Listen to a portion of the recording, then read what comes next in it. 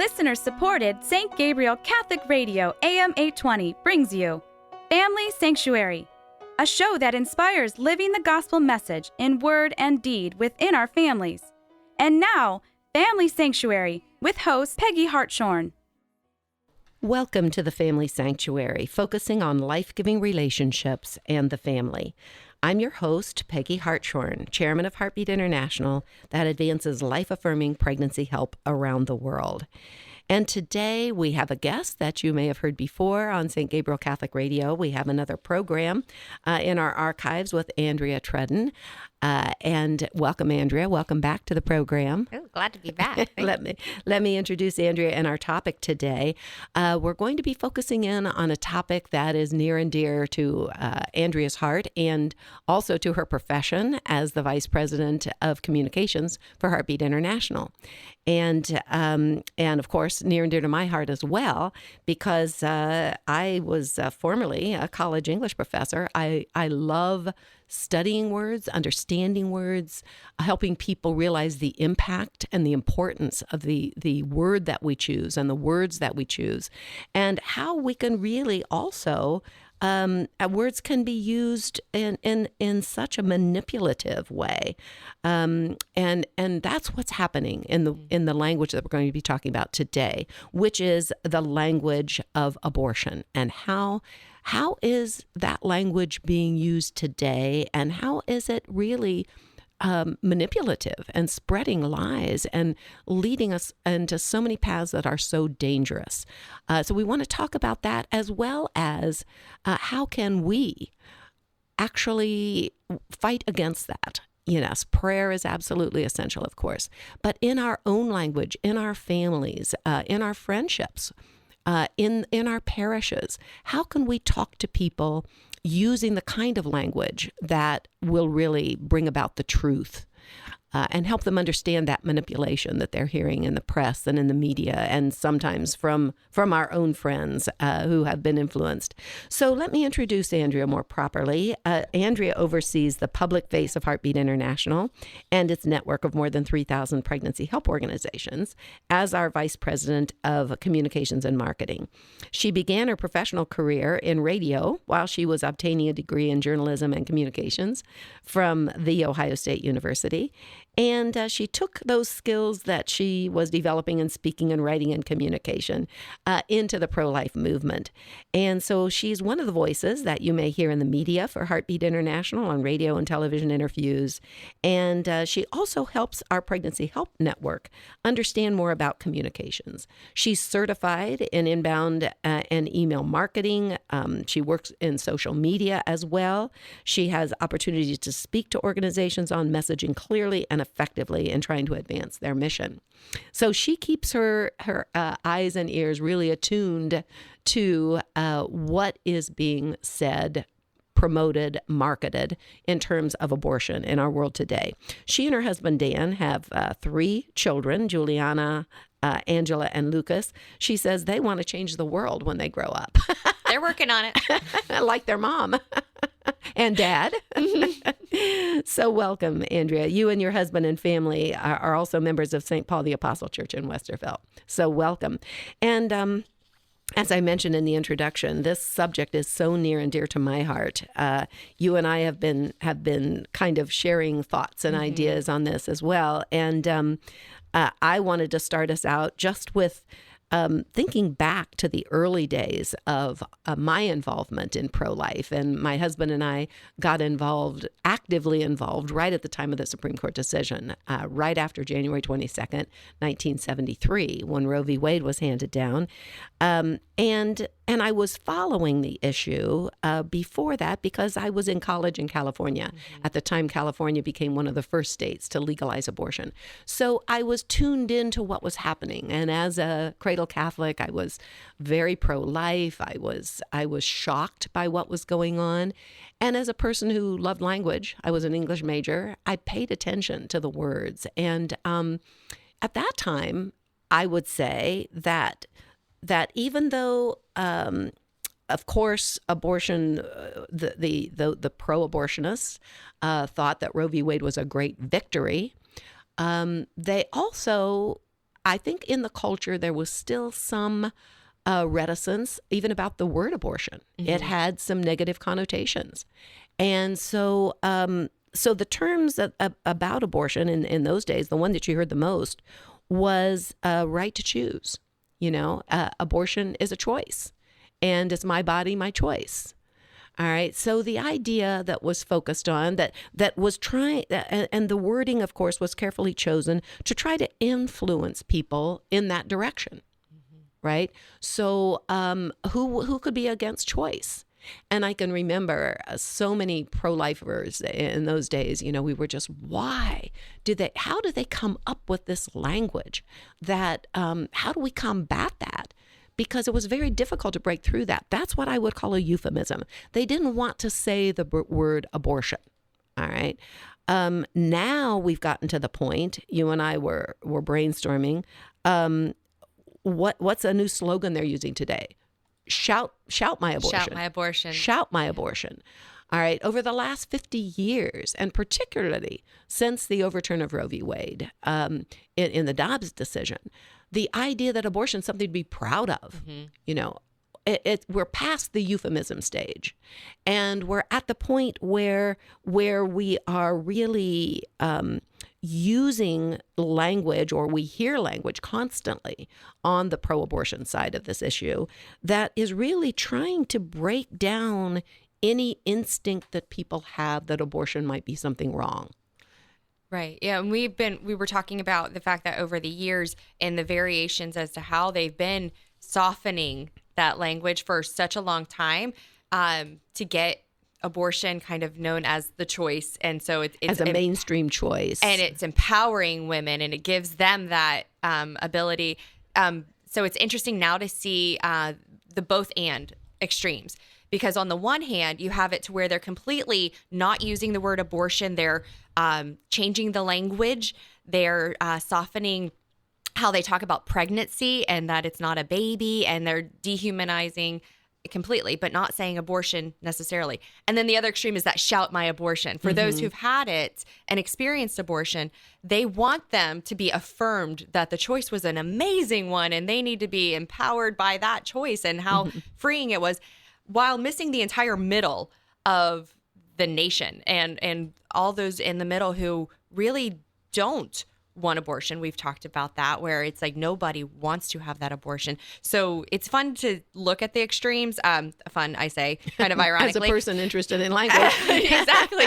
Because you're seeing the two complete opposites happening, where they're completely muddying what it means while also embracing and shouting it loudly. So it's very shows the conflict, doesn't it? It shows the conflict in our culture, and even in the culture of those who are pro-abortion. Because we know through pregnancy help, we've talked to so many women who are thinking of abortion, or have even decided they want to have an abortion, or they say they want to have an abortion. But when you really help them get past the fears and barriers that are really clouding their instinct, that maternal instinct that God gave us that is so strong. I have never heard a woman that I have talked to ultimately say, I really want to have an abortion. They'll say, I have to do it. But they don't really want to. Interestingly, you and I were involved in an interview with CNN recently, and that's a point that I made to the CNN reporter, which she put in the article. However, the women that she had interviewed also on the other side, the article concluded with one of those women who was very pro-abortion saying, well, I had an abortion, but of course I didn't want it. Right. They affirm it. They understand that no woman wakes up thinking, you know what? I think I'm going to have an abortion today. I want to do that today. Nobody does that. And even as you mentioned, what we see in the pregnancy help organizations is when the women are asked the questions, it turns out that they don't want an abortion. They feel they have no choice. Right. So it's fascinating to hear that word choice so often, where we hear it from the women directly who are in those moments, who truly feel they're either being coerced or they feel very alone, but they feel that they have no choice. And then when they have options opened up to them, that's when they have this sense of freedom. And it's like, wait a minute, I do have options here. Mm-hmm, And so it's like, there are choices that are available to me. Abortion is Sure. not the only choice that is Sure. there.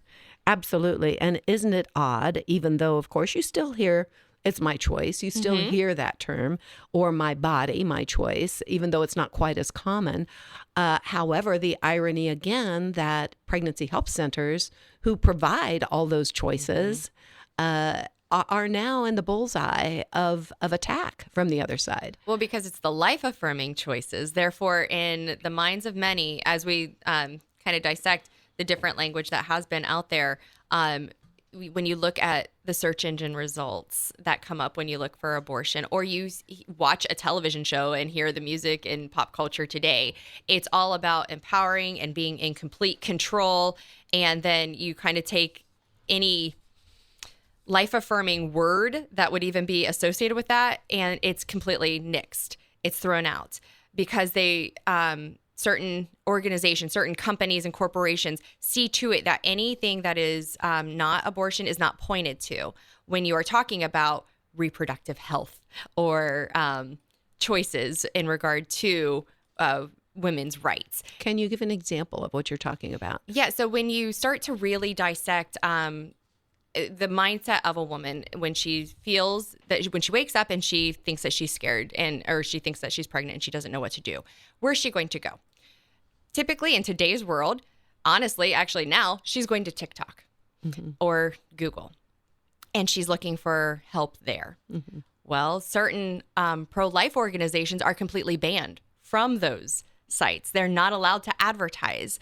The abortion pill reversal is not allowed to be on Google at all, advertised, because it is seen by Google as misinformation, in spite of the fact that we know that more than 4,000 lives have been saved through its use.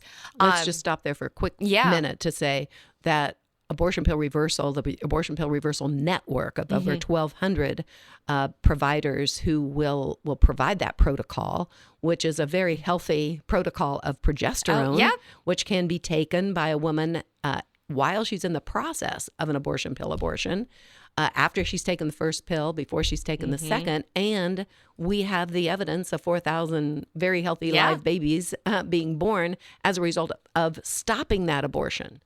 All right. Abortion pill reversal, reversing that first pill. You're saying, and here's a perfect example, that women can't find that. Oh, it's completely censored. And it's not just on Google, but Facebook and other big tech organizations as well. And then if you even see it written about in news articles, depending upon which outlet you're in, most mainstream ones will always have a qualifier stating that it is unproven and casting doubts. And that's one of the things that you definitely see in various news articles or blogs, different magazines. I love, I'm a glutton for punishment. I love following like Teen Vogue and seeing how they talk about different issues related to abortion and how they are talking to teen girls about it. So what are they saying? What's the language they're using or the kinds of promotion? Everything is that it is an empowering tool to utilize and have access to. And anything that basically any restriction, any regulation by states or by any organization, pharmaceutical companies, things like that, any censorship of abortion is wrong. And it's an attack against women, which we'll talk about how the pregnant people come in later. But it's an attack against them directly. When you make it to where they're writing it in a way that women should be fearful that they're trying to take their rights away, that they're trying to take a choice away from them, and they play off those fears. And actually, let me reintroduce our host or our guest, because we're almost halfway through our program and we've got so much more we want to talk about, Andrea. Andrea Trudden, who is the Vice President of Communications and Marketing for Heartbeat International and an expert in communications and specifically focused on abortion communications. So we've been talking about, we started with kind of a euphemistic attitude toward abortion. Often the word wasn't used. It was my choice. Now we're back to shouting about abortion, promoting abortion, saying it's a positive thing for women, as well as sometimes trying to obscure it, but that's because they want to get more into the social media.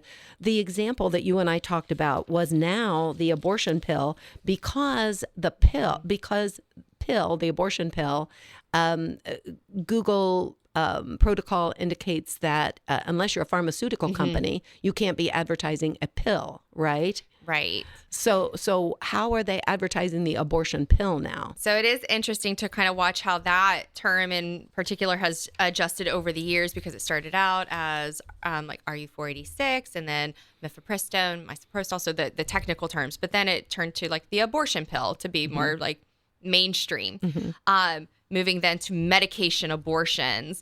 And now what we are starting to see is missed period pills.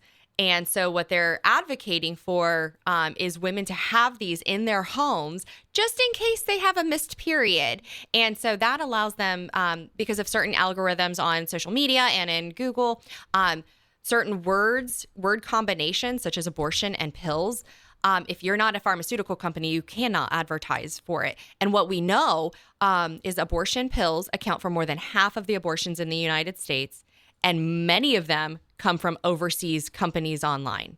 Right. And so while it is good that Google and Facebook and others are trying to crack down on those people who are trying to take advantage of these young women illegally, they're working with the language to try to get around it by instead of saying abortion pill, they're going to miss period. And we're starting to see that more and more actually in the U.S. articles and such, not just overseas, but they're trying to get that more in line, and you'll start to see and again, it. that will obscure for many people the knowledge of what these missed period pills really do.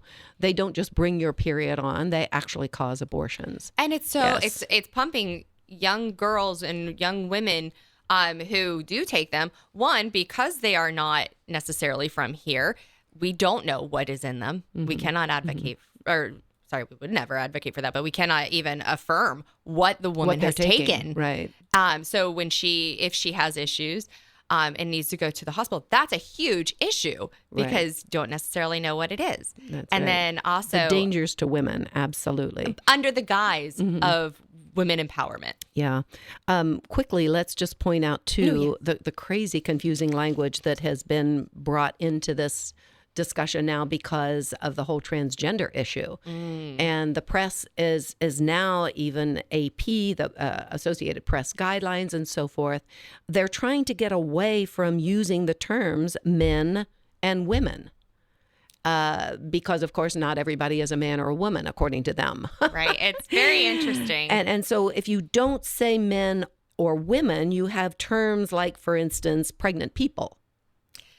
Or people with uteruses. Yes. These are terms now that you will find. These are in the AP style book, which means the AP style book is followed by most of the large newspaper networks. And so you have a few newspapers that actually run most of the local papers and things nationwide. Yes. So if they're all following this AP style book, they're getting actually quite mixed messages as of this year, because in May, they added the phrase pregnant people to describe trans and non-binary people, or people who could get pregnant but not necessarily identify as women. They were trying to be more inclusive.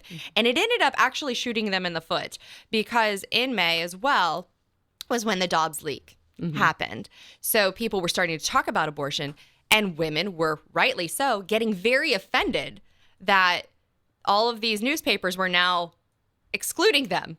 We're talking about women. They weren't talking about women. They were utilizing the topic of abortion, but then excluding women and saying pregnant people. And now we see this in our politicians' language as well, because we've seen senators use it when talking about abortion rights, about pregnant people. And so they actually, the AP style, to jump ahead into August, they updated their language to say, well, actually, I'll just quote them. Because they said pregnant women, pregnant people. Pregnant women or women seeking abortions is acceptable phrasing. Phrasing like pregnant people or people seeking abortion is also acceptable to include people who've had those experiences but do not identify as women.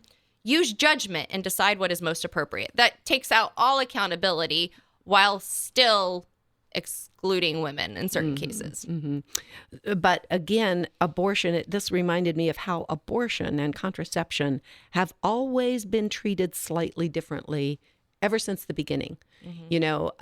Yes, now they don't want to use the word woman, but you can use the word women when you're talking about abortion. All right. It reminded me of how from the very beginning of this whole thing, and it started with the pill, parental rights were thrown out the window. School counselors in the 60s and 70s could take a girl to an abortion clinic or family planning clinic, put her on the pill, actually take her for an abortion without parental consent. And we're seeing that in certain states again. All abortion as somehow this reproductive health, which is again started as a euphemism for abortion, reproductive health care, and now, it really always accepted abortion from the standards. So we see that again today. It's just amazing.